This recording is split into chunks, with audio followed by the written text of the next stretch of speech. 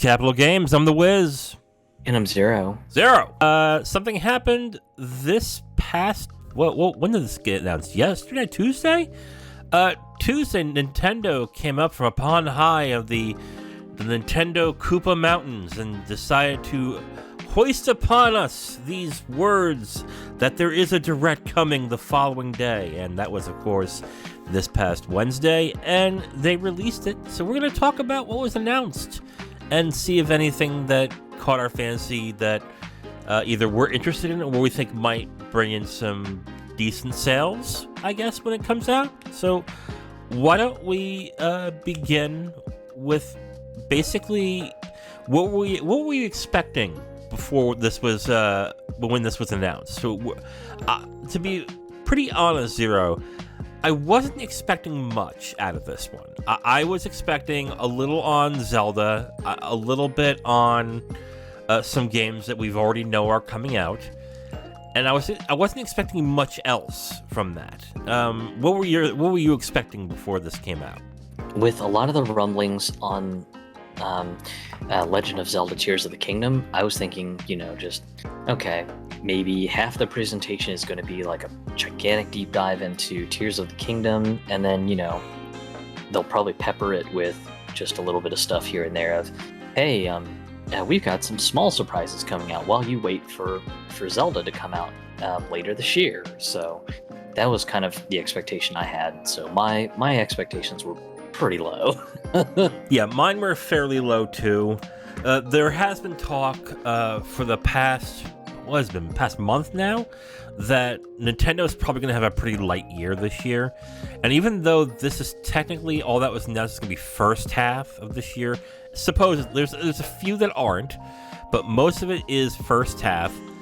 I'm still under the impression that it's going to be a pretty light year for Nintendo on this one, at least, either with big announcements or just in general. So why don't we just get into what was shown off and announced during this Direct?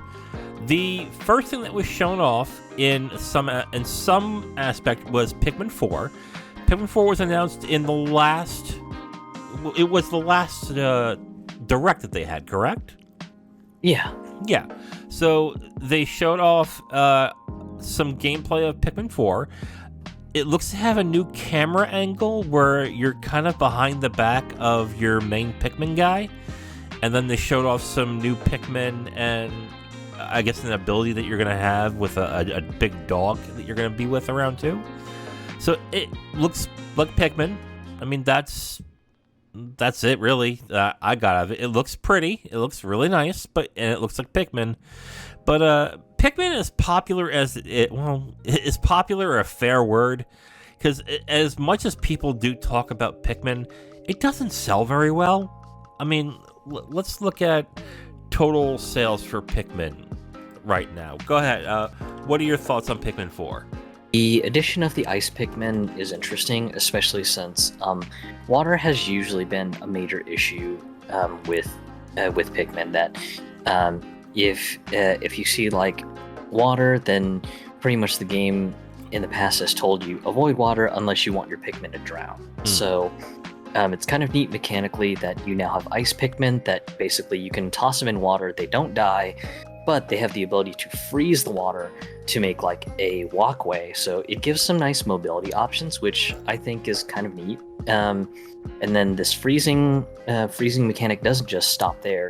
You can actually freeze enemies in place. So if you've got like a real troublesome boss that is just doing massive damage to your armies and stuff like that, you can just toss a whole bunch of ice Pikmin on them, and then they'll freeze the enemy, and then you can just have the rest of your Pikmin army just go absolutely bonkers, just beating face on the troublesome enemy. So kind of a neat mechanic there. The big dog-like Pikmin monster is kind of cool because it seems like it can do some major tanking against some of the more meatier bosses. But it looks like you can also use it in a puzzle-solving sense because in the trailer that they showed off, it showed like a barrier that was a bunch of like terracotta planting pots that you just had this dog Pikmin just just completely smash with its head and just clear the way for you and your Pikmin and everything to kind of proceed on. And then the last mechanic that the dog had was the ability to drag enemies, which is kind of a cool thing, because it seems like there might be some puzzle solving applications involved with that. So I'm definitely real curious on just how it'll turn out. But just ultimately we'll just kind of have to see what happens from here. I'm interested too. I like the Pikmin series. The thing is, it's just that Pikmin, for I guess its popularity and for what people seem to really enjoy the games, it doesn't really sell gangbusters for Nintendo. I'm looking at the franchise numbers right now. So far, Pikmin has sold 7.6 million copies worldwide throughout all of its games, and the most that one game has done is 2.2 million, which is Pikmin 3 Deluxe for Switch. So that made out of a remake 2.2 million, which I guess out of a remake is not bad, but for a franchise that I guess would be considered, is it a tentpole franchise for Nintendo? It's more like a niche franchise, you would say, right? It's definitely niche. Yeah. I'm looking at this, and I'm looking at the updated graphics and the updated tech in it, and to me, it looks like for this to be a success, I would say 4 million is probably what it has to sell, and I don't think it reaches that. I think it will reach about 2 to 3 in there. What is your estimation on that? I would say, since it's a bit niche, it may just kind of hit maybe 2 million within the first year, mostly because, again, I think it's just kind of niche, and I know for the most part Pikmin fans are hungry. Oh yes.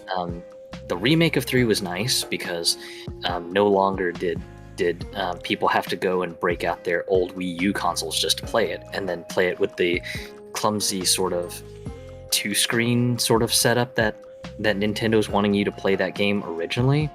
And yes, I am aware that Nintendo did do an update on Pikmin 3 that allows you to set up the Wii U tablet on a stand and then use your Wiimote and your nunchuck to kind of control the game, sort of like a Wii game. But I think it's just going to be kind of a niche thing again. So yeah, that's why I'm a little bit more conservative on my thought that first year we might see it just kind of cap out and peter off right at about 2 million units sold. Yeah, this is not a franchise that if it doesn't sell well in the first 6 months, it's going to just have a long tail. It's just going to be whoever wants it will want it in that first 6 months, and then that's it. And it'll be interesting to see what happens from there. Like, this is not a franchise that if someone buys a Switch, they're going to jump out and buy Pikmin. That's not what Pikmin does on this one. So, yeah, I think we'll know where it stands within 6 months of it being released. So that's coming out in July 21st. That's actually not a bad date, because there's really not much that I know that's coming out around that time. So that could help in that end. So Pikmin 4 coming out July 21st. One of the announcements that surprised first was Samba de Amigo Party Central, which is coming out this summer. I wasn't expecting a sequel to Samba de Amigo. That surprised me. Rhythm games, it has some popularity to it, but motion detecting games and stuff like that really don't.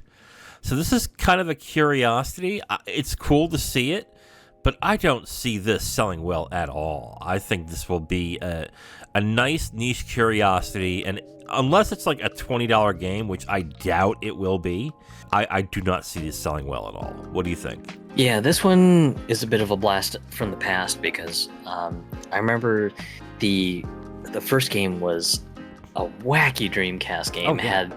Had the proprietary maracas controllers, and it was the wildest shit on the planet. And having this being the second thing on the Direct, I was like, whoa, where the fuck did this come from? Yeah. I mean, it's neat because of the fact that, well, there's no more need to have like proprietary controllers. They can use the accelerometers and the Joy-Cons now.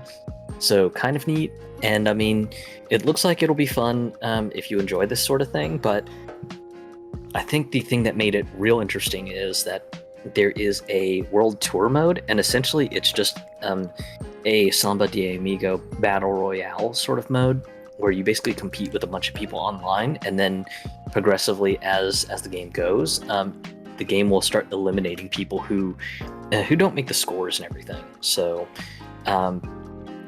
it's kind of neat to see that be a thing.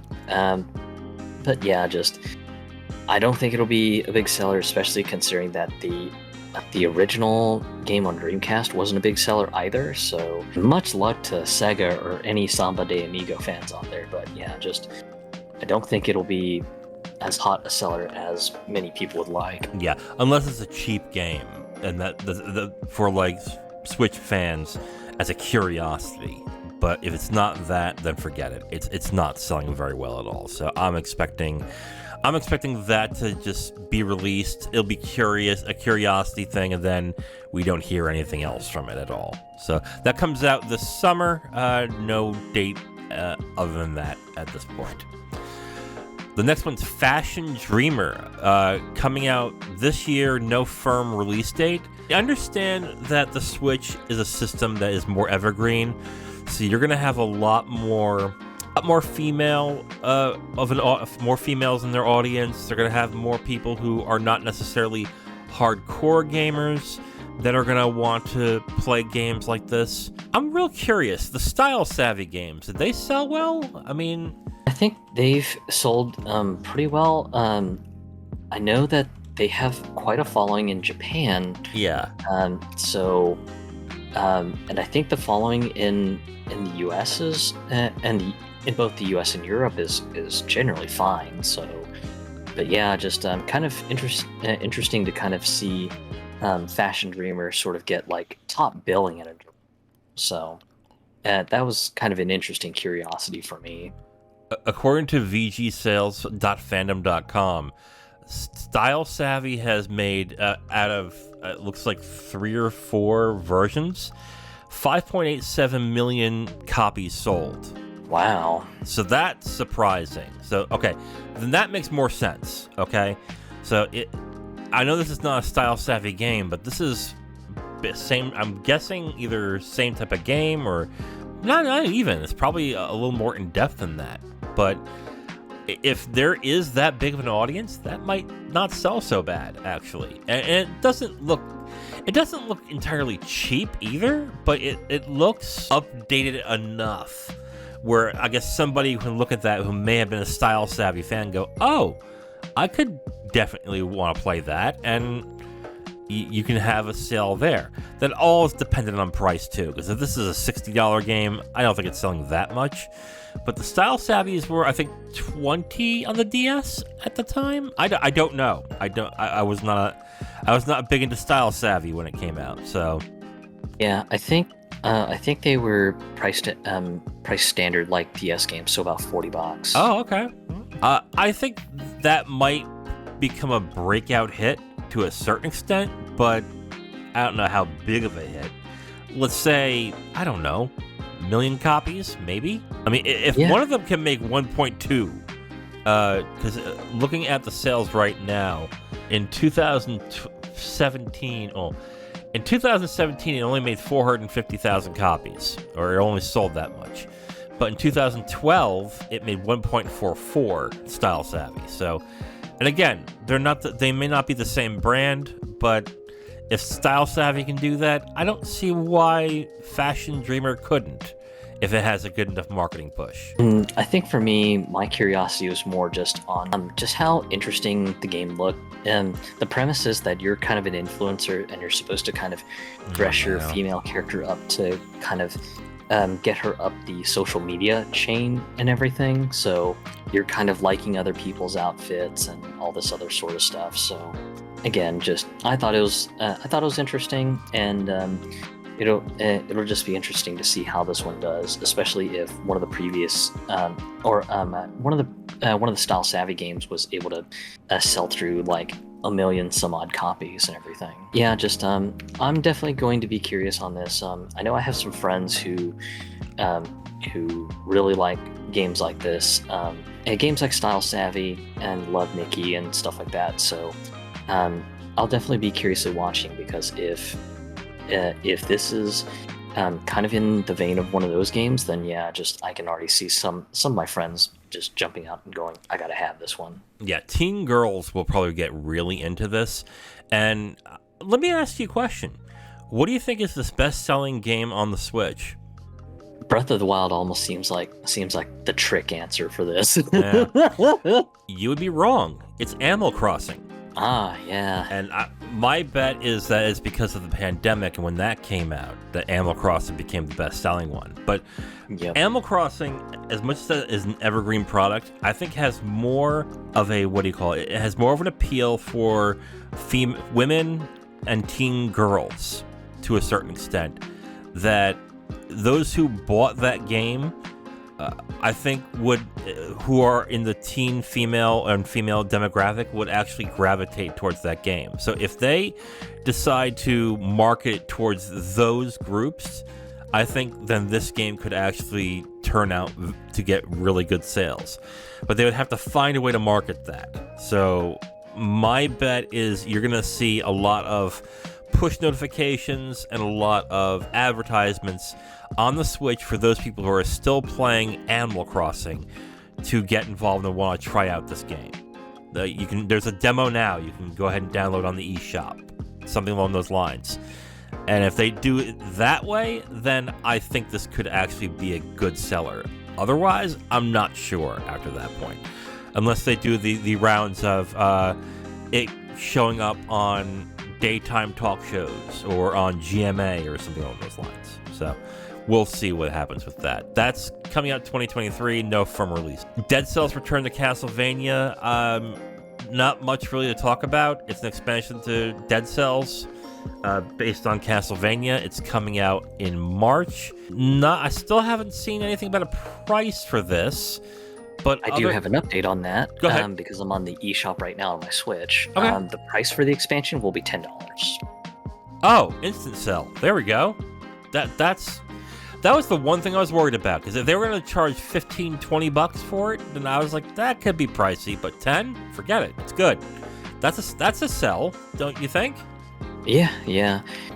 And supposedly it'll be a new storyline featuring 2 levels and 3 bosses. And, okay. Motion Twin on the product page says that apparently it's going to be the biggest expansion yet. And you'll get to completely explore through Dracula's castle, and doesn't say whether or not this is going to be like a standalone story or something like that. So I'll be interested on how you get access to this, because I know you had expressed concern that if it's going to be something like you have a potential chance of going to Dracula's castle, then it sounds like it's going to be a real pain in the ass to get to Dracula's castle. Yeah. Its own mode, and I guess it's interesting, but if it becomes part of the whole thing that the Dead Cells has, where you go through one area, then another area, and then you have to, the end, you can go to Dracula's castle, that's going to be kind of tough. So we'll see on that. But for $10, that's not bad. That actually, I think that will sell pretty well for Motion Twin. So that's $10 coming out March 6th. Tron Identity coming out April of this year. I know you don't have much to talk about. Unlike you, I'm not big into Tron. I haven't seen any of the films, and to be quite honest with you, like, Tron has never been something that sells. Like, even the movies do not sell. They have like a niche audience that really is into Tron. And I guess they just so happen to be gamers too. And that makes sense to a certain extent with how Tron is.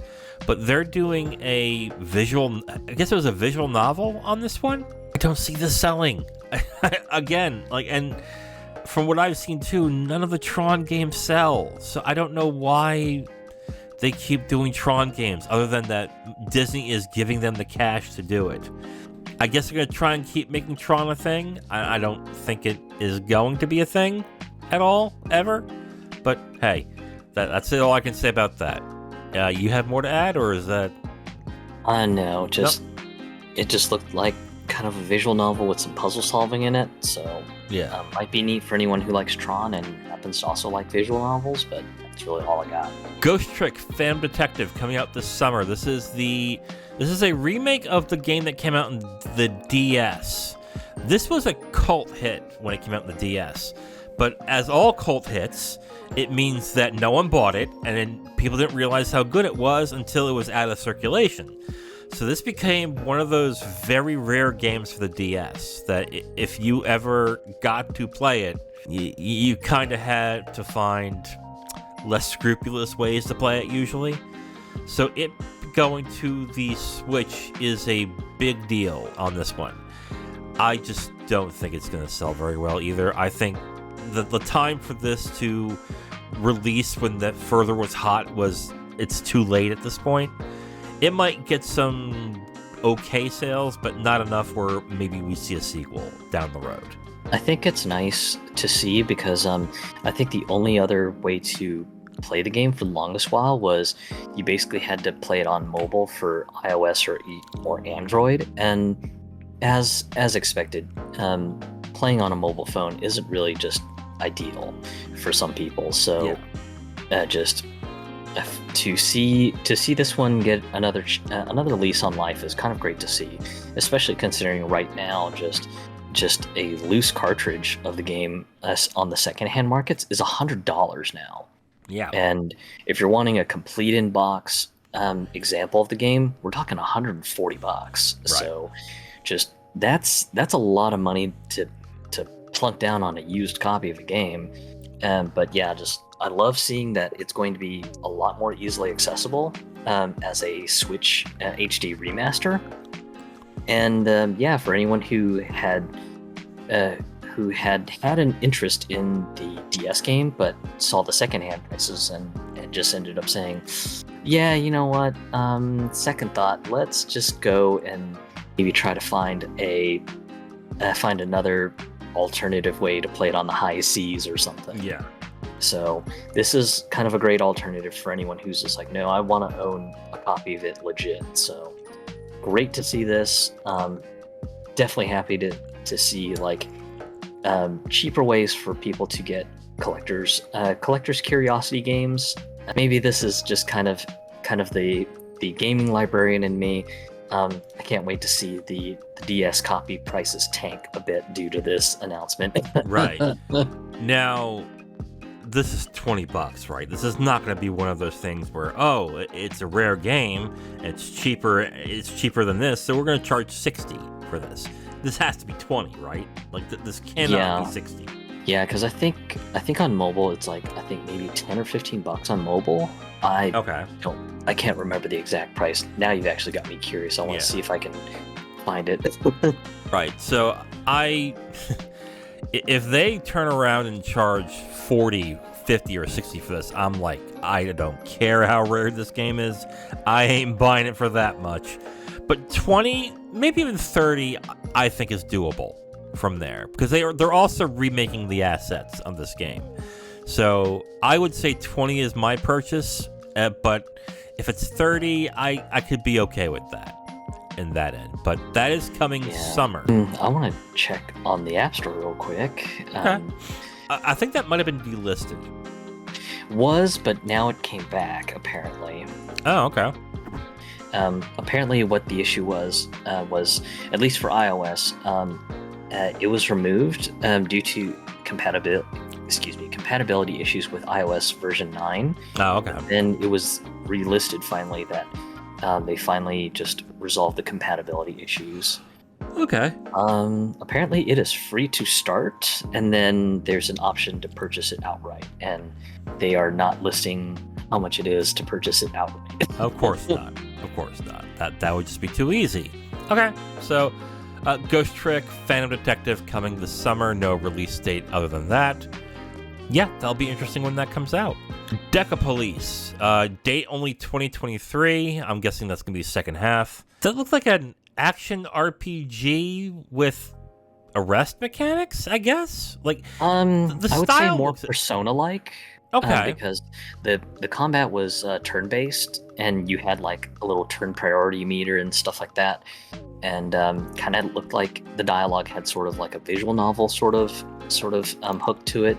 So for me, it kind of looked like a very anime-styled, a very hyper anime-styled, cyberpunkish sort of mystery game with that's kind of structured like Persona. So the trailer was just kind of all over the place, but just I don't know. Maybe they might have a little bit more to show off on it and everything. So that's really kind of my opinion on it, because I was like, oh well, neat. You've got a little teaser of the battle system.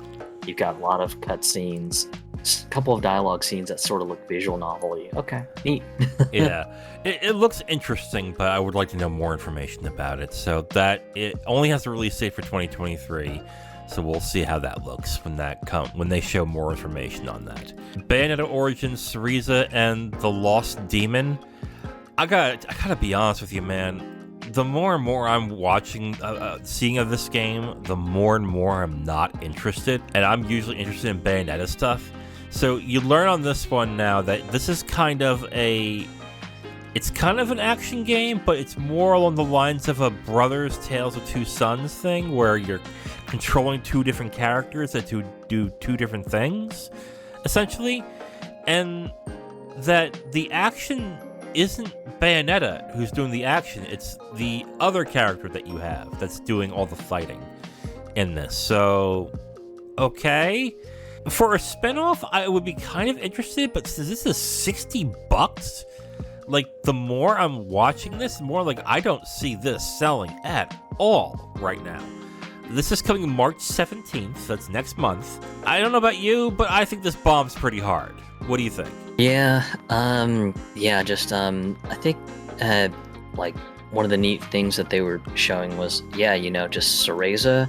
Cereza doesn't do any attacking. She's mainly just playing the support role. And then you've got Cheshire being essentially the tank. So you basically have Cereza casting spells to lock the enemies down, debuff them, buff up Cheshire, and that's pretty much what you're focused on doing when you play Cereza. You're basically trying to get her out of danger and make sure that Cheshire is in front of all the danger, doing all the damage, and clearing the enemies. Some people might not be into that, especially since, like you mentioned, it's kind of like Brothers Two Sons, and the fact that the Bayonetta series has always been known for just high action, just adrenaline pumping counters and stuff like that. Just this is kind of a completely different direction from that. So if there's any Bayonetta lore nerds, they're probably gonna love this. But for people who have come to associate the Bayonetta franchise with just high action and stuff like that, if they look at what's been shown, they're probably gonna go, yeah, this is not my thing. I want action, and this ain't it. So I'm thinking this is possibly going to be a miss for Platinum. I mean, it might pick up steam if Platinum and Nintendo see that sales are low and sagging, and maybe they go, okay, let's price cut it. How about $40 then?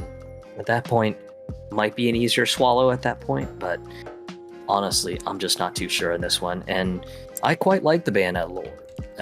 Full disclosure from me, but yeah, even I'm just kind of questioning myself if this is going to be something I get immediately, or if I'm just going to be sort of deal hunting on Deku deals and seeing if there's a store that puts the hard copy on sale for a cheap price, if there's even a physical copy of this, or if it's just all digital. I'll probably just be watching the prices and see if it ever goes on sale. I doubt this is going to be all digital if they're charging $60 for it. That would be insane. Like, if it's an all digital one, I would expect this to be a $20, $30 game. But for that to be $60 and be all digital, nah, it's coming physically, I think. But yeah, like, the more I look at it, the more personally I'm not interested.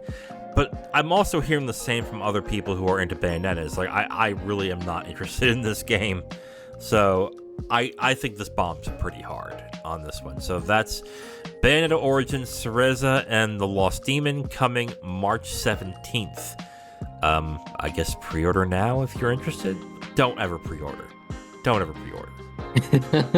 What am I doing? Okay, Splatoon 3 expansion pass was announced coming this spring in 2023. I'm not surprised by this.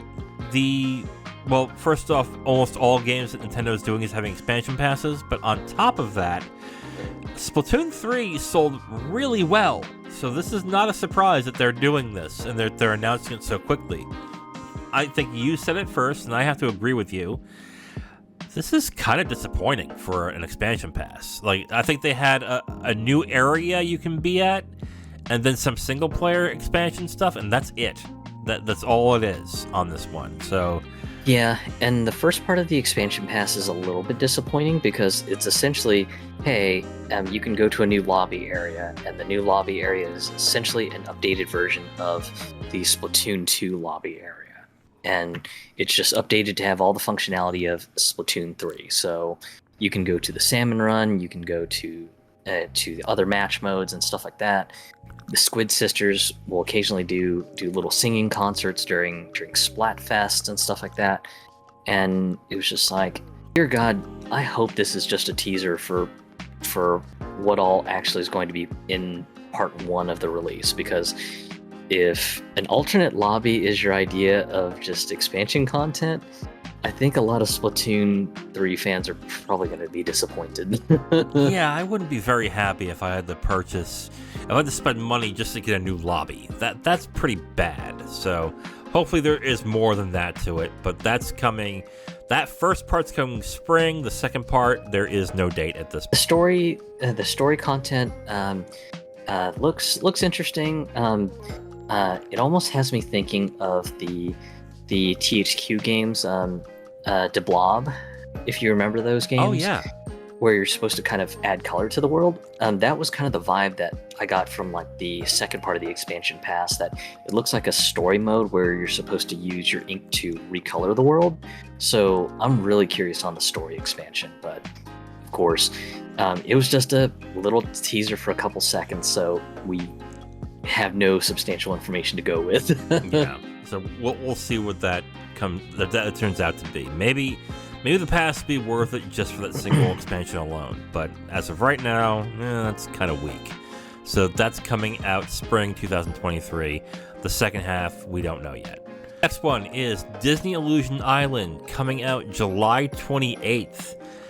This looks like, first off, the animation to this looks really good. I like the animation on this, but this looks like Rayman Legends with Disney characters. Am I hitting that right?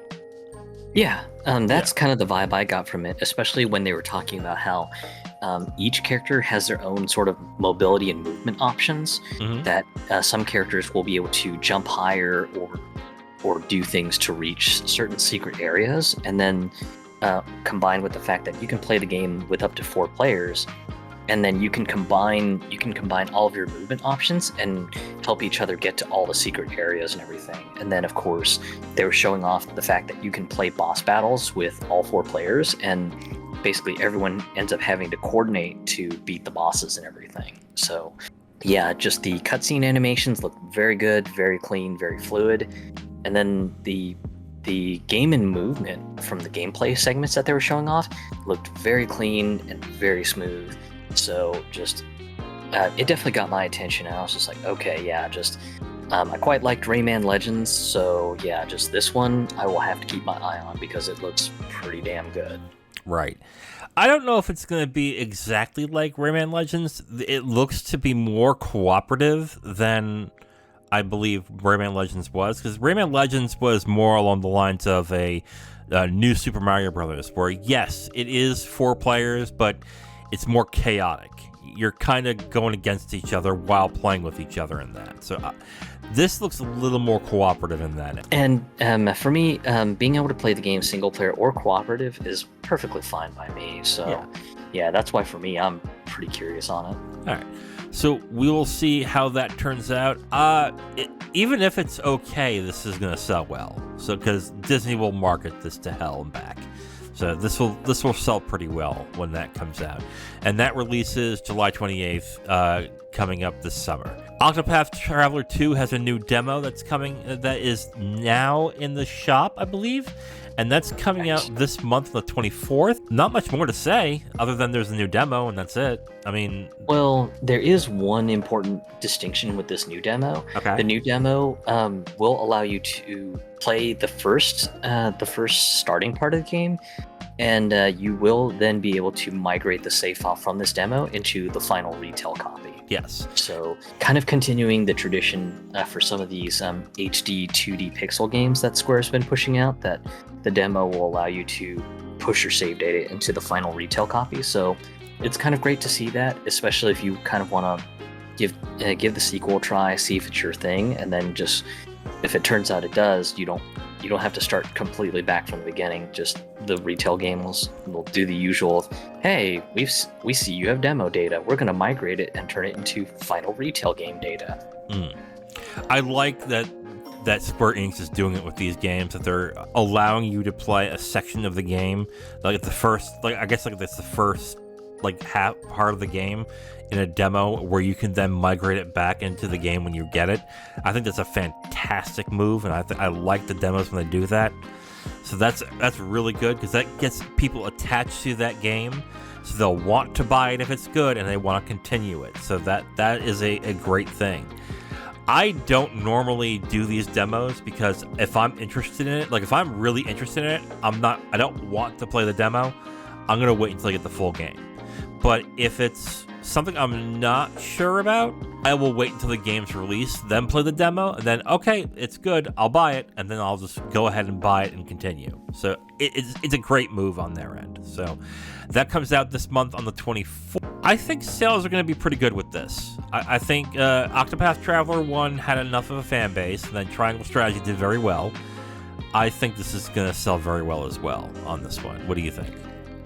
Yeah, this is probably yet another solid seller under Square Enix's belt. And since Nintendo's doing publishing and promotion on it, Nintendo's probably going to make sure that it's going to be just right in the mindset and everything. Well, it's coming out on PlayStation and PC as well, so it is a but you're right, I think Nintendo is doing the marketing on this one. So it'll be interesting what the sales become like for that game, but I think it's going to sell pretty well. Next one is We Love Katamari Reroll. I am surprised that this is getting remade for, I guess, a couple of reasons. I know that Katamari Damacy Reroll did pretty well, but enough to warrant a sequel? I don't know about that. Are they just hoping that enough people like Katamari Damacy to want to get the new one? Because from what I remember when We Love Katamari came out on the PS2 years ago, is that it didn't quite match up to Katamari Damacy, at all.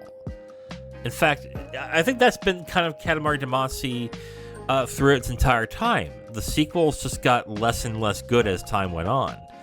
So unless they're doing something different with all these new games that are coming out, I think that you're going to have the same problems, where the first one sells pretty well, but then subsequent ones go down and down and down and down and down. I think this one's going to be yet another niche game, probably low printing volume to boot. So I think the Katamari Reroll physical printing was also quite low, and I don't think the sales were quite too strong, especially since as much as I love the Katamari games, they're a bit of a relic from the PS2 era and everything. Yeah. And these sold okay in Japan. I'm looking at numbers right now. Apparently, is this Katamari? Oh, this is Katamari Damacy. Okay. According to Google and Wikipedia right now, by the end of 2005, in Japan only, it sold 116,000 copies. This is We Love Katamari. Everything that I've heard with Katamari Damacy is that everyone loved the first one. And everyone wanted to play the first one, and they enjoy the first one. But the subsequent sequels, like Beautiful Katamari and stuff like that, just did not land. It eventually lost steam at some point. I don't really get exactly why they're gonna go through the sequels again. I guess they're gonna do it hoping they're gonna get more sales, but I don't see that happening. I really don't. And this is probably gonna be about $30, which, okay, fine. $30 is fine for this. I think this is gonna be the last one. I think this will come out, it won't sell very well, and then anything that they planned after is scrapped. Because you know damn well that if the first one did well, they're going to automatically think the second one's doing well, so they're going to start developing the third one in a remake. And I think that's going to be cut short on that one. And I think if there is a physical copy, if it's anything like a Katamari Reroll, the physical copy is probably going to be $40. That's not too bad. Yeah. And they're usually limited, so that's fine, I guess. But I bought Katamari Reroll on Steam for I think about $15 on sale, maybe $12 on sale. I don't recall really, but yeah, like I knew what I was getting into, so that's fine. But I also know what I'm getting into with We Love Katamari, which is a game that doesn't quite live up to the first. So unless they're really changing it up, I don't see this selling well. So yeah, that comes out June 2nd for Switch. I'm guessing it's also coming out to the other consoles and to Steam. So look forward to that, I guess. Sea of Stars coming out August 29th. The only excitement that I have for this is that it's coming out in August, so we know a date. I am excited by this game. And apparently there is the guest composer, which people seem to think the guest composer means he's composing the whole game. Guys, he's not composing the whole game. He's composing a song or two, and that's it. That's all that means. Everything about this looks great to me, and I'm excited for it. I just want to know the price. And I have not seen anything involving a price for Sea of Stars. But other than that, I'm excited by this. And I think this actually will sell pretty well, I think. So you're not particularly excited? Am I right on that? It's not that I'm not excited. It's more just I'm definitely curious on the price on it, and I'm hoping that just this with this guest composer announcement, it's not gonna just end up jacking the price just because guest composer, because that would be a real shame to see. Yeah. These are the guys that developed The Messenger, which was a decent game. I think that sold pretty well, but I'm excited by the game because of the type of game it is. I think it will sell pretty well if the game turns out to be very good, but that's only if that happens. If it sells, if it actually turns out to be pretty good. Other than that, yeah, I don't see it doing much more else. And there still is no price on this, so they have to price this pretty aggressively, I'd say. I think 30 would be fine on this. Anything higher, that's kind of a big ask. So yeah, this next announcement is something that is very near and dear to my heart. Oh yes. Etrian Odyssey Origins Collection coming out on June 1st. Yes. Love the Etrian Odyssey games. I think I only when they started to do the remakes on 3DS, I only got Etrian Odyssey 1. I never ended up having the chance to pick up the remakes for 2 and 3. Yeah. So to be able to now get them in just this mega collection is fantastic to see. It's kind of neat how they're solving the dual screen problem, because they're sort of squishing the screen in half, where the left half of the screen is kind of the dungeon wandering and stuff like that, and then the right half of the screen is like your inventory, your maps, and everything of that sort. And it is a bit on the pricey side, because the eShop right now has the entire collection of all 3 games listed at $80. Huh. So a little bit of a spicy meatball, that one. So, but they also said that they're going to be selling those games separately. Individually. Yeah. Do you have the prices on those? Yes. 30 each? No, 40 each. Oh. So essentially it's buy 2, get 1 free if you do the bundle. I have all the Etrian Odyssey games on the the what do you call it, on the 3DS. Mm-hmm. So, and this is coming to Steam. Just so this might become to other consoles. So this is coming to Steam. I don't know. That's for me at least. That might be a pass. Like, I have the games. I have the games. So maybe for convenience sake, when it becomes cheaper, I'll definitely give it a purchase. But $40 for these games? Like, yep. Or buying all 3 for $80, which is essentially buy 2, get the third game for free. But and then the store page also mentions that there will also be some optional character portraits added to all 3 of the games. Etrian Odyssey 1 will have a portrait of Joker from Persona 5 Royal and Ringo from Soul Hackers 2. And then in Etrian Odyssey 2, there'll be a portrait of a Demi-Fiend from Shin Megami Tensei 3 Nocturne and Teddy from Persona 4 Golden. And then in Etrian Odyssey 3, there will be a portrait of Nahobino from Shin Megami Tensei 5 and Aegis from Persona 3 Portable. As much as I love Etrian Odyssey, I'm in the camp of $80 for all 3 games. That's a bit of a spicy meatball. and these are all old games, and I don't think. And are they even saying that these are the Untold versions, or are these the original ones from the GBA? That's the other question. They didn't specify, but on the eShop listing, they've got screenshots, and it looks like it's the Untold version. So okay. So it looks like it's got a lot of the artwork from the 3DS. Okay, I mean, the graphics look a little bit more polished up too. Yes, so definitely. So that's definitely good to see. But yeah, just again, I'm definitely with anyone who's in the camp of $80 for all 3 is a bit pricey. Yeah, definitely. Especially since one of these games can last you for what, like 30, 40 hours? So if you haven't played the game, then if you haven't played any of them and you're interested, then yeah, even then, I don't know. Yeah, I think 30 or 40 hours is if you do just like a basic clear, but if you do like a completionist clear, you're easily talking like 100 plus hours. That is true, yes. Still, $80 for all 3 and $40 for each is way too pricey. I think they're pricing themselves out here. Yeah. I think the only reason they're doing this is they're planning on doing another one at this point. And the pricing that they're having on this is not good. So I think this is, to me, I own the games, so it's a pass for me. But man, I'm a fan of this game too. Yeah, I couldn't recommend this based on the price.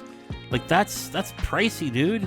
I like the games, but for that price for all 3, that's pretty pricey. And for games that are like what, like over 15 years old now, like these are pretty old.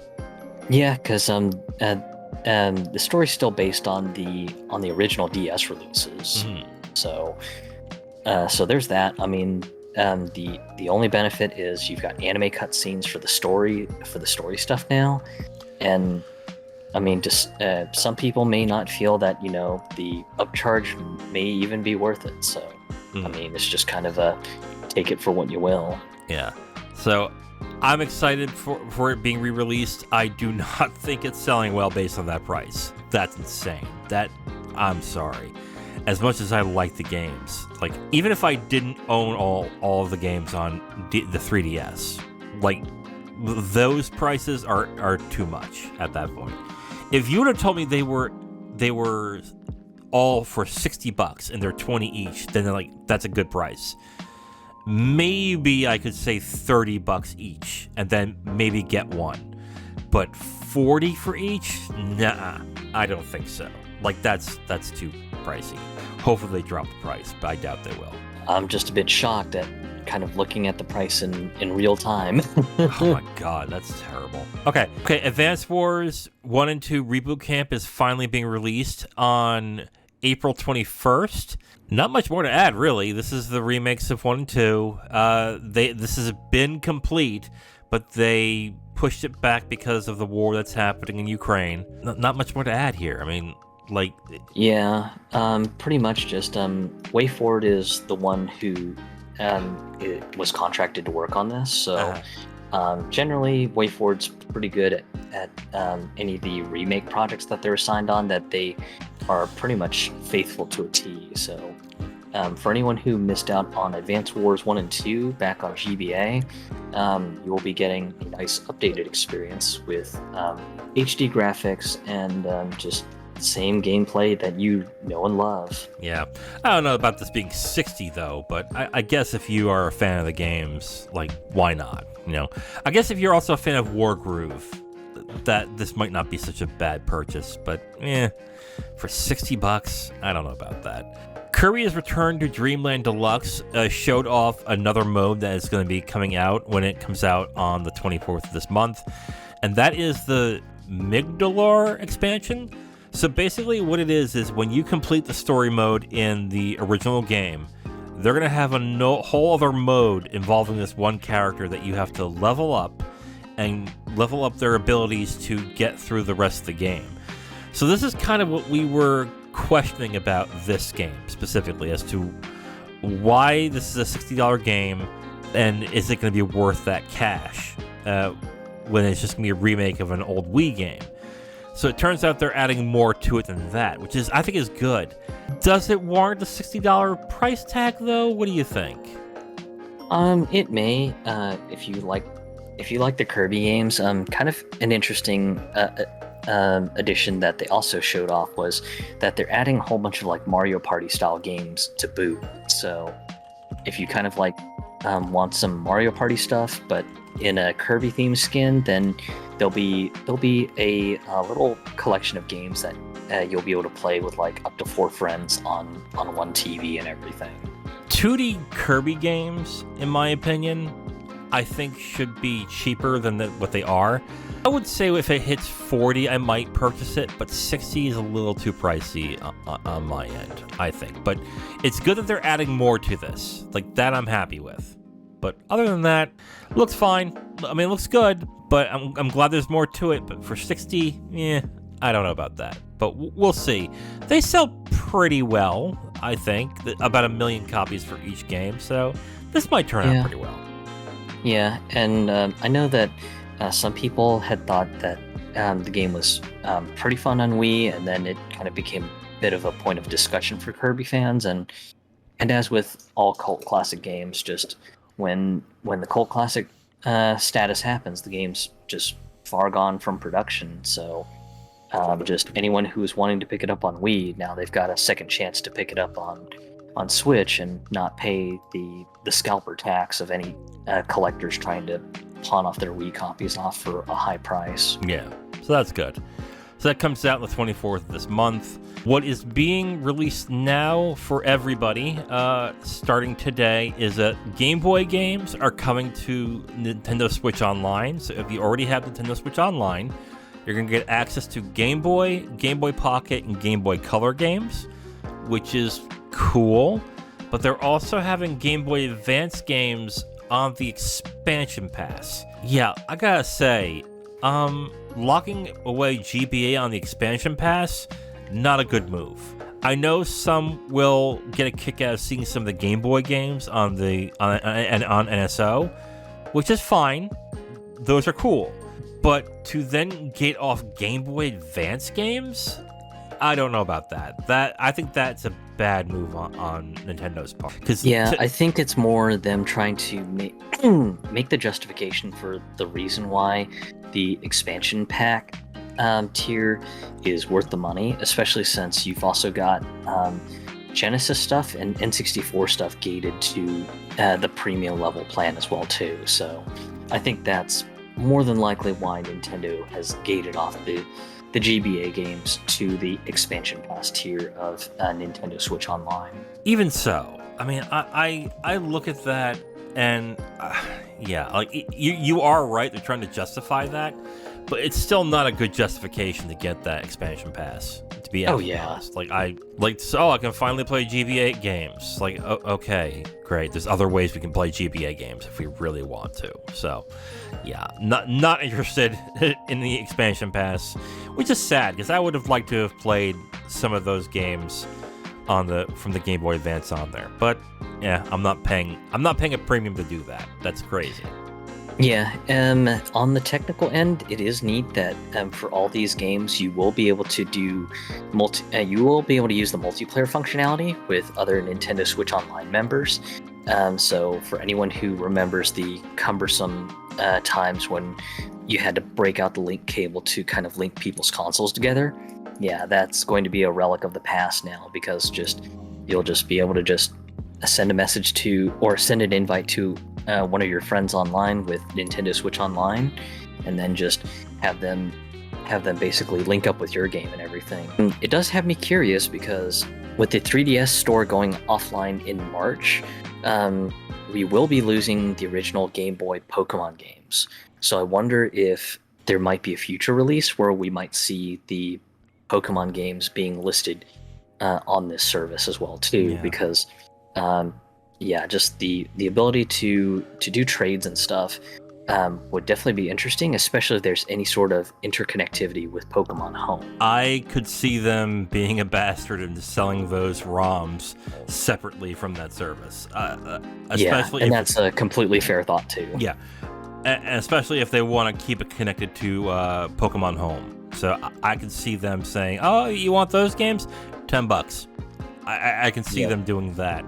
But they are releasing Pokemon trading card games, so maybe there's a chance that they put those on NSO. But yeah, I don't see that. A second interesting technical point is for the Game Boy games, you will be able to play them with 3 different filters. You'll be able to play with the original Game Boy filter, and when we say original, we're talking the brick-shaped DMG 01 model Game Boy, the one that was the original.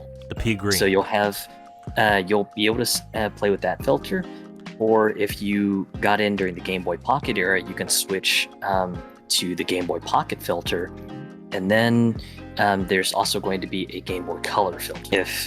If one of those particular filters means a lot to you, then yeah, you'll be able to swap it to whichever one you want to go with. I do want to touch on the games that they did announce for the future release. Okay. For Game Boy Color, you already mentioned Pokemon, the Pokemon TCG. You'll also have both of the Legend of Zelda Oracle Seasons and Ages games. Those will be coming out in the future. Mm-hmm. And then Kirby's Tilt and Tumble will also be another Game Boy Color game coming in the future. Yeah, that's neat. That's neat. Yeah. For GBA, you've got Metroid Fusion, Kirby and the Amazing Mirror, Fire Emblem, F-Zero Maximum Velocity, and the first Golden Sun.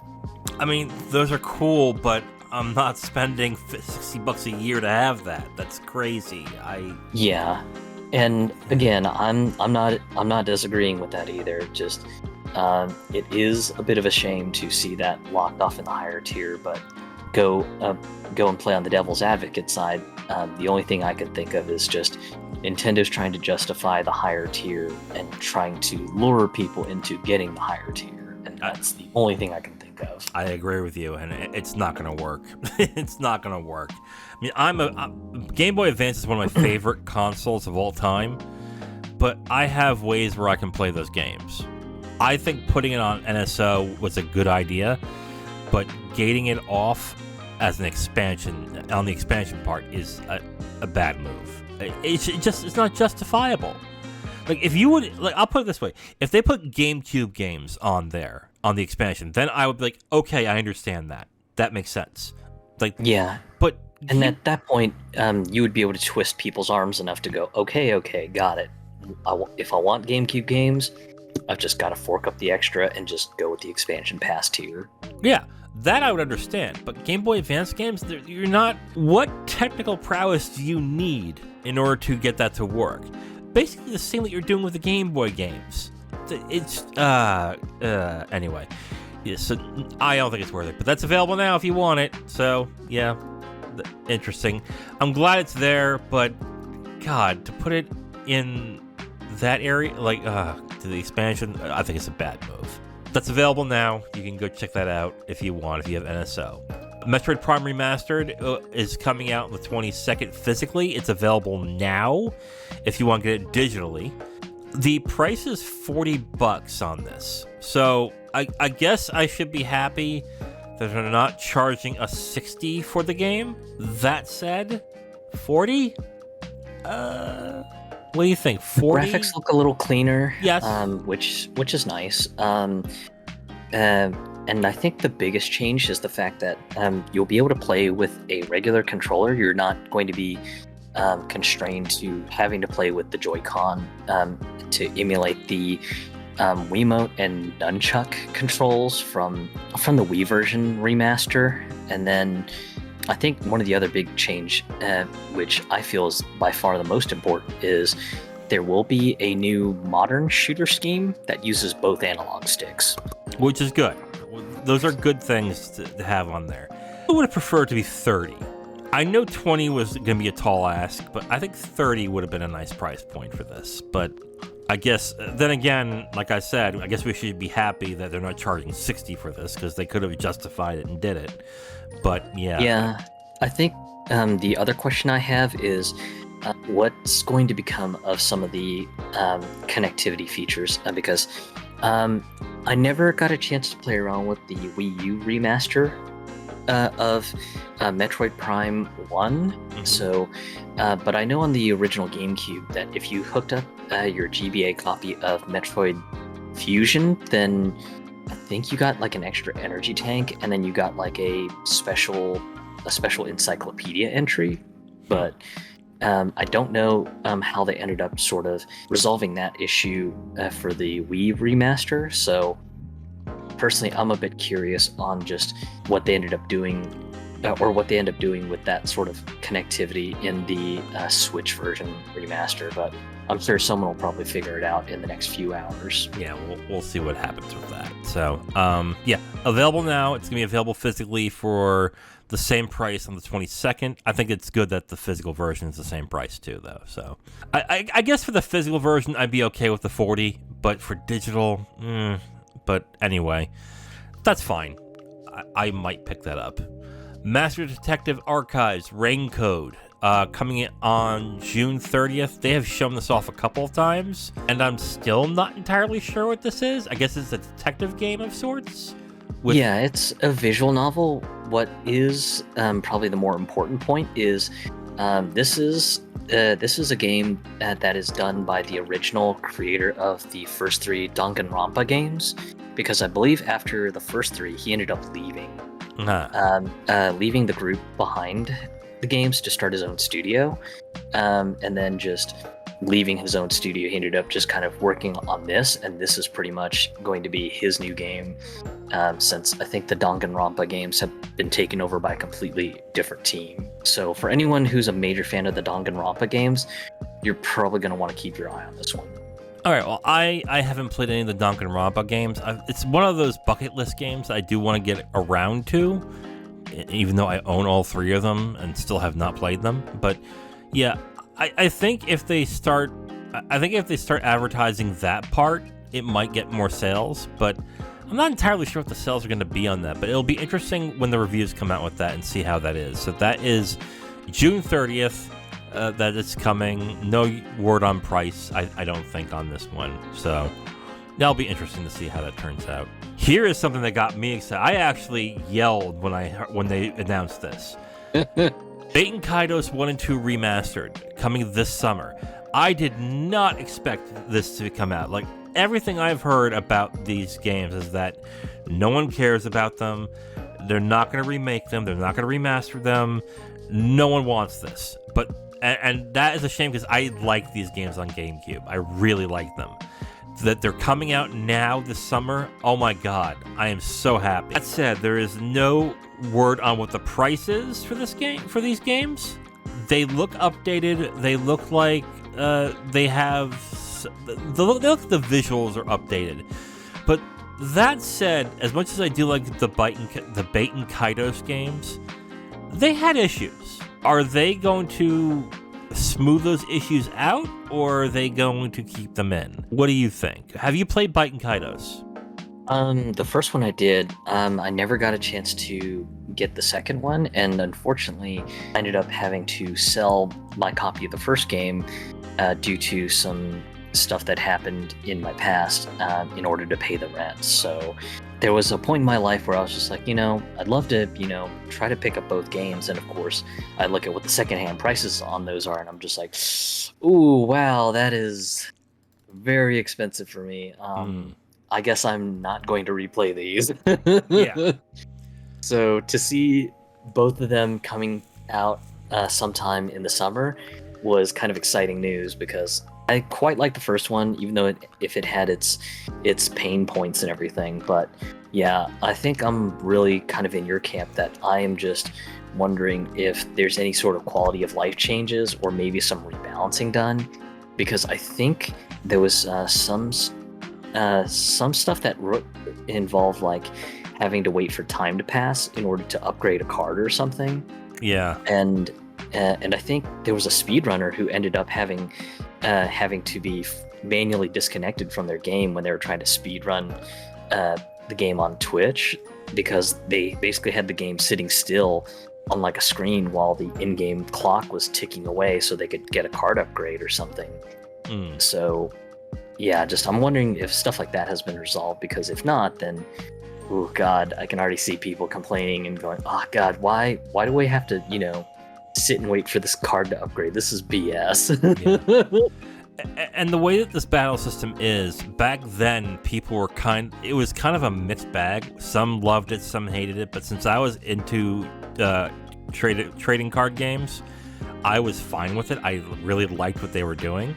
So I think the audience there's more of an audience that is okay with that type of style of battle system. So I think more people will get into this game. That being said, this is not going to sell. It's not going to sell well at all. That's why I'm stunned that this is getting re-released. Unless this is a cheap purchase, which I do not think it's going to be. I think this is going to end up being a $40 game. But if it's like 30 or less, then that might be very good on there. But I think it's going to be 40. What do you think? Yeah, 40 seems likely, unless they've got some major changes and somehow they're going to justify it by saying, oh yeah, we're going to ask for a price of $60. Ugh. So yeah, we're definitely going to be in the lurch on this. So I'm definitely going to be kind of wondering what the prices are going to look like, because yeah, especially with seeing the Etrian Odyssey HD collection being priced at $80 for 3 games, that's why I'm just kind of curious if maybe we might see a price point of like $60 or something. I doubt it's going to be that expensive, but yeah, I think they're selling it that in one package. So I think 40 is where it's going to land up. If they get 60, there better be some massive improvements. But I think it's going to be 40 on that end. So we'll see. That is coming out summer. No other date given. 2023. Another one where I yelped in excitement. Fantasy Life I, The Girl Who Steals Time. I don't know if you remember this game. Do you remember Fantasy Life? I do. This was kind of interesting to see, because I was just like, all right, well, I didn't think that the Fantasy Life series had that much of a fan base, but hey, just always glad to see niche games getting more releases. Fantasy Life shipped, keyword shipped, over 1 million units worldwide. Although people are having a hard time finding sales data on this. But yeah. I played this, and this was on my game of the year that year. I really liked this game. This was a lot of fun. You play as a character, and all you do is a whole bunch of different jobs. Like you have your fighter, magic, and healing class, and everything like that. But you can also cook. You can also do all sorts of other different things, and all of them were fun. All of them were fun, which was something that surprised me. So when I saw that this is coming with a sequel, I was like, yes, I do think that the time travel mechanic is interesting because it almost kind of throws a element of a Link to the Past into the mix because I know the trailer mentioned that you get sent back 1,000 years to like the olden days of the village and everything, and that you're going to have to balance between the present day and the past versions of the villages. And it almost has me wondering if you've got sort of like a Chrono Trigger like element where you might not be able to unlock the good version of a piece of treasure in the past, and you'll have to wait until you get to the future to unlock like the best version of that present. I don't know the price for this. Is the release date still? It's this year, right? Yeah, sometime this year, and I don't think the eShop listing is even up yet for it. It's not. No. Yeah. Okay, so this was $40 when it came out on 3DS.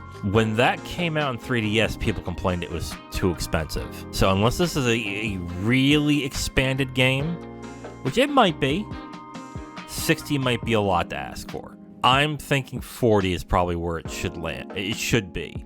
Unless, again, it's a much bigger game than it's leading on. I think it should be around the $40 range, but it will probably end up being $60. Just watch. Just watch. It will do it. So yeah, I'm excited, but I want to know the price. So we'll see what happens with that. So Fantasy Life I, The Girl Who Steals Time, 2023. Do you want more? You have more to add on that?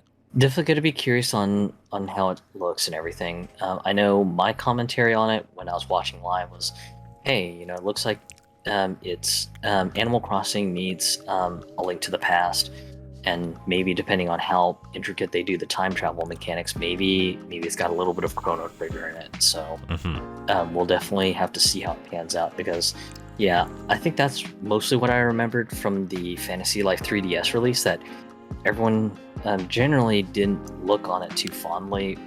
This is a neat game, but there's not enough to justify the price of $40, and we think $40 is just a little bit expensive for the asking price. Yeah, I agree too. Like I really liked the game, but it was way too pricey for what it was offering. So, okay, that comes out 2023. We have no date, solid date for that as of right now.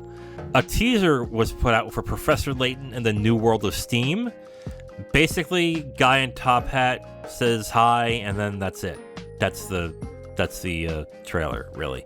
But no surprise here that a Professor Layton game's coming out. Those sell really well.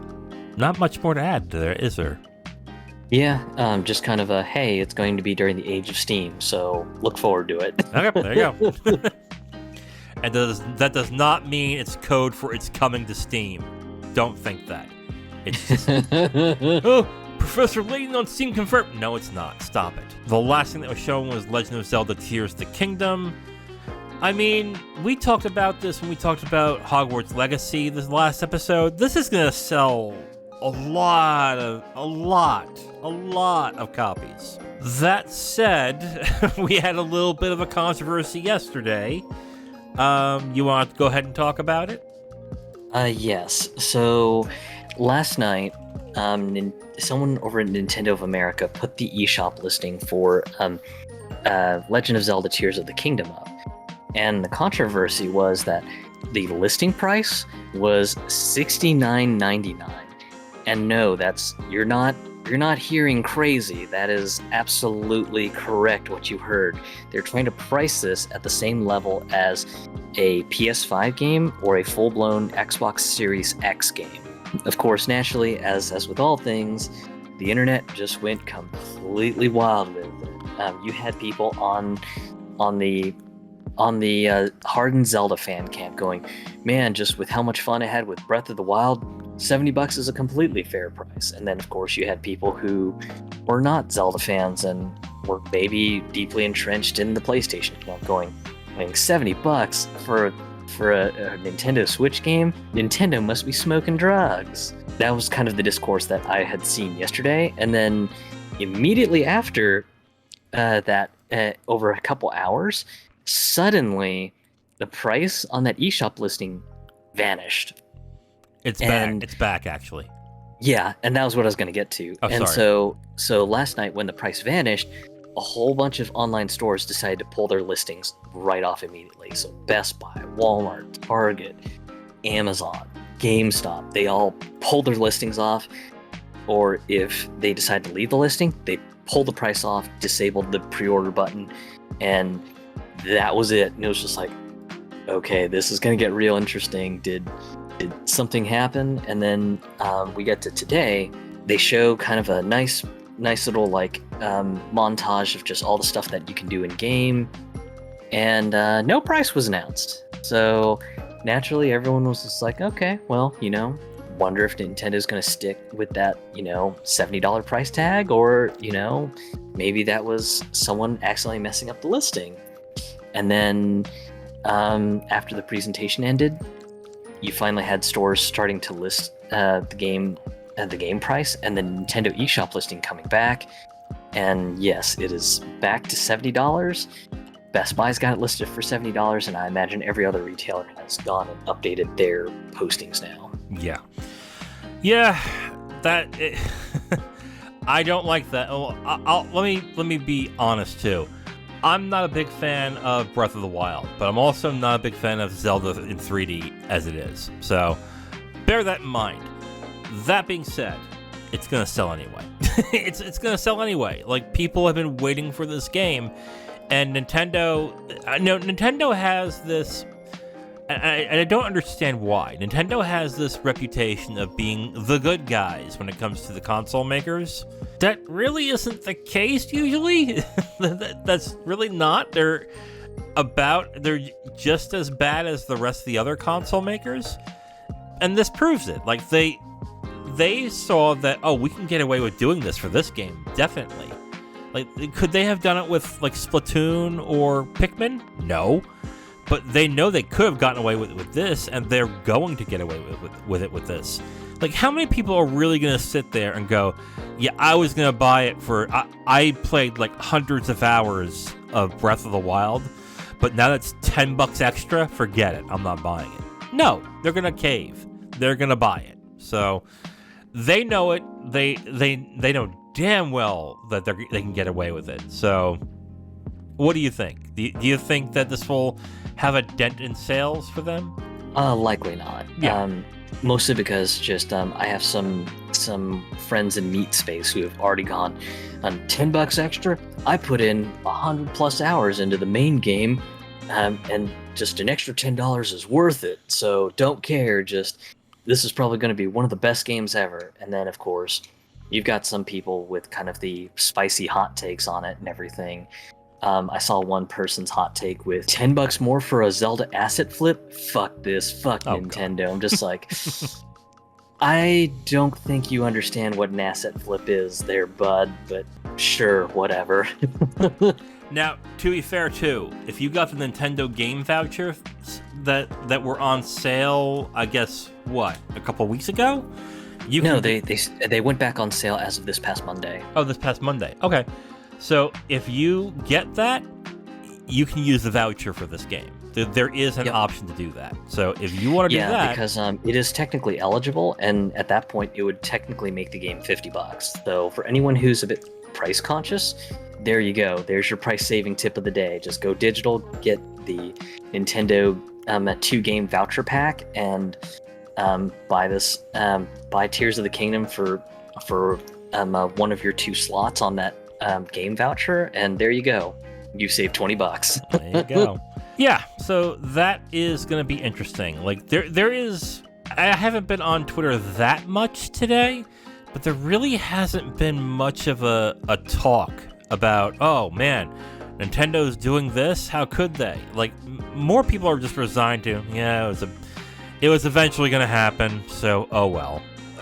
That's kind of what it's turned into. So they're going to get away with it. They'll be able to do it for this game. But I think, here's a question I have, okay? Do you think games after Legend of Zelda Tears of the Kingdom are going to be $70 on Switch? Or do you think... here's my thought, okay? I think this will be the only game they do on the Switch for $70. And then when the new console or the new Switch starts, or the new what do you call it? The new system starts to be rolled out, and they have new games for that new system. Then new games for that new system will be $70 going forward. I think this will be the only Switch game that will be 70. What do you think? Yeah, that seems like the most plausible thought, to be honest. This will be probably one of the few games that'll be $70, and then maybe right around the corner of the new Switch successor console, then they'll be like, oh hey, so the new Switch successor console is going to be so much more powerful, so due to this we're going to have to increase the price of all games to $70, so just hope you're not upset at that, and then that's just going to be what it is. So yeah, like I'm looking at the eligible games right now for the voucher system. So Pikmin 4, which is $60, you can get that as well. You can pre-order that. Tears of the Kingdom, Advance Wars 1 and 2, Bayonetta Origins, Kirby's Return to Dreamland. If you haven't gotten Fire Emblem Engage, that's on there as well. Pokemon Scarlet and Violet. Yeah, like a bunch of games that if you haven't picked it up yet, you can go ahead and use the voucher system on this. If you have 2 games that you haven't gotten yet, or you're pre-ordering and you don't mind the digital one, get the 2 vouchers and just get Tears of the Kingdom through there. So, yeah. Other than that, like, I'm sort of interested still in Tears of the Kingdom, only if they fix the damn weapon degradation system. That system annoyed the shit out of me when I was playing that game. It's what led me to not play it after a while. It's like, oh, I got this good sword. Oh, it broke. Oh, I got this. It broke.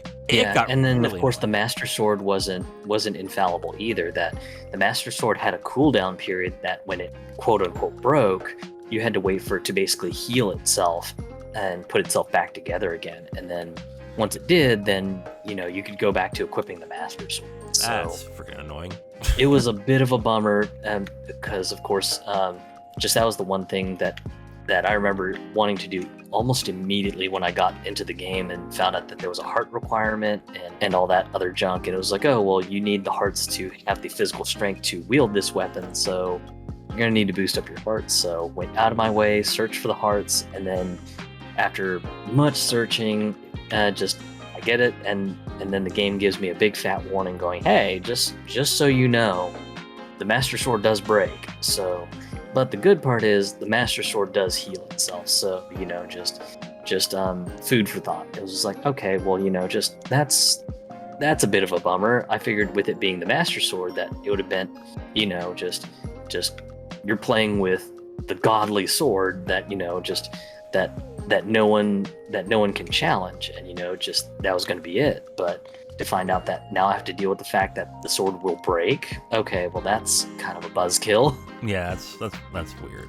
One minor thought I want to add, and it's mostly in reflection to something that was leaked back in December of last year. So on the Chinese internet, somebody leaked that there was going to be a limited edition Tears of the Kingdom console, and it was going to have white and gold Joy-Cons, and the system was just going to be flat black, and there were pictures of the box and everything, and people were just super stoked to see this. And I thought that this console was going to be a sure shot announcement that we were probably going to see something like, oh, by the way, do you like Tears of the Kingdom already? Well, we've got a bonus for you. Here's a super cool limited edition console that's got the game preloaded on it. We're gonna ask for $400 for it or whatever. But yeah, did not see it. So I was just like, okay, neat. I guess maybe that's an announcement for later, or maybe that's just not coming to America. Maybe that's a European exclusive. So I don't know. Yeah. Okay. Well, that stinks, but did you really need another system? I know some people have wanted to make the upgrade to the OLED model, so right, yeah. So this would have been like probably their preferred choice, but I know I've told some of my friends that if it does come out to North America, I probably am going to skip it because I've kind of made my own little homemade limited edition with the Skyward Sword Joy-Cons. Okay, so let's get into our final thoughts for this direct that happened just today, actually. I mean, it's an okay direct. they showed a lot of stuff for their games that's already out that they're going to add more into. But other than that, in regards to things that will sell a lot and will bring in a lot of sales for the system, I mean, not much. They seem to think Bayonetta Origins will be big. I do not think that at all. I think it's going to tank. I think it's not going to do well at all. I think Kirby's Return to Dreamland might do a little bit better than I initially thought. I think that might turn out pretty well. Tears of the Kingdom will do fantastic, of course. Pikmin 4 will do its normal amount of sales. But other than that, this is there were games I was excited for, but if I was looking at like the next 6 months and how Nintendo might be, aside from Zelda, not great. I think. What do you think? Overall, just there were some neat announcements. Definitely kind of appreciated some of the announcements for games that were in the distant past very limited release games that are now going to be games that will be much easier to find. Kind of surprised that the Zelda announcement was a bit on the light side, mostly because I was expecting them to do something like a gigantic deep dive going, hey, here's what's going on, here's the base story, here's the new gadget for this game, and here's what the gadget's all about, and yes, you're going to be able to improve the gadget, but just that's just what it is, and all this other junk. But yeah, didn't even see that. It was just kind of a bunch of gameplay clips, and I know that the one gadget that they showed off was that Link's got a new gauntlet, and this gauntlet lets him do sort of like telekinetic things. Mm-hmm. So there's that, and then of course, I know I was seeing some commentary from the speedrunner community of just some of the vehicles that Link was piloting, with speedrunners joking around going, yes, thank you, Nintendo, you've given me the ability to make a helicopter in Tears of the Kingdom now. I don't have to kind of mangle one up from like a door and using the time stop spell. Overall, what do you think the sales are going to be like in this? What do you think this is going to be a strong year for Nintendo, or is this going to be what do you think?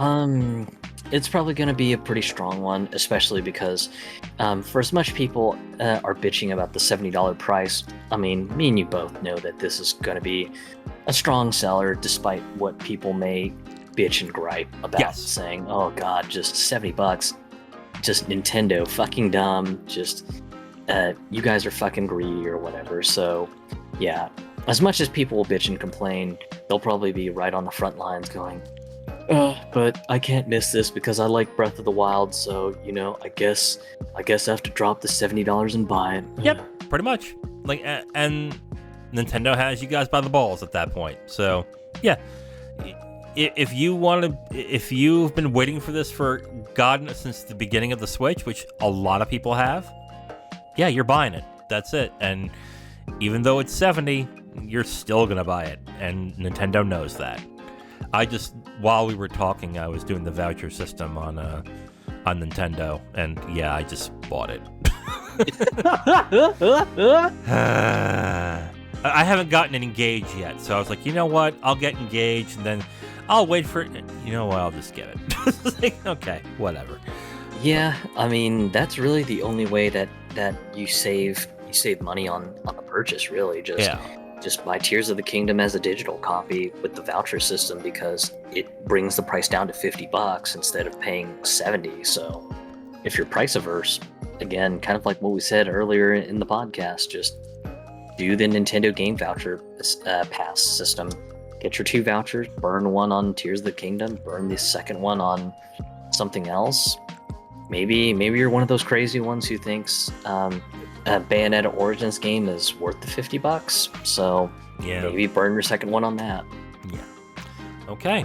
Well, or if you really want to risk it on the new Pokemon, I mean, you could do that too. But anyway. In my opinion, I think the announcements were pretty good. I think there's probably a lot of people a bit underwhelmed that they didn't go into as much detail as they may have hoped for Tears of the Kingdom, but it is what it is. They're going to do a massive deep dive before, like a month before. Totally. Do that. Yeah. So that's. I think that's what's going to end up happening on that one. But yeah, personally, there are things I'm excited about until I saw the prices. But other than that, in regards to sales, except for like Zelda, I think this might be a quiet month. It might be a quiet year for Nintendo, I think. So yeah, we'll see what happens with that. Okay. Well, that is it for this episode of Capital Games. Tune in next time where we have our weekly dividend, unless something big happens for 2 days from now. But tune in for that, and we'll discuss everything that has happened throughout the week that we haven't talked about yet. I am the Wiz. I'm Zero. And we'll talk to you next time. Bye.